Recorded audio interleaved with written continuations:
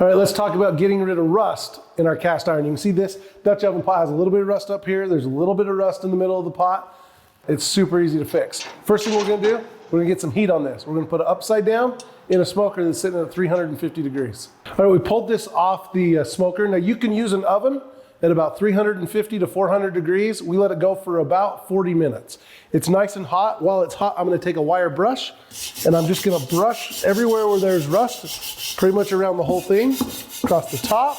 As you can see, the rust is already starting to lift, and this process can take 2 times up to 3 to 4 times. Just depends on how much rust you're trying to get rid of. All right, we've ran the wire brush around it. We took a towel, we wiped it all down, got all the particles off. Now we wanna treat it before we put it back in the oven or the smoker. I'm gonna take some cast iron conditioner and then wipe it down. All right, we've wiped down the first layer of cast iron conditioner. Now we're gonna go back to the smoker or your oven at about 350 degrees and let it go for about another 30 to 40 minutes and let that bake in there. Then we'll repeat the process, and we're building a patina and restoring this cast iron that had some rust in it. So you can see we've scraped, we've seasoned, we're building that patina, and it's looking good as new. Make sure you store it in a drier area, not where there's a lot of moisture.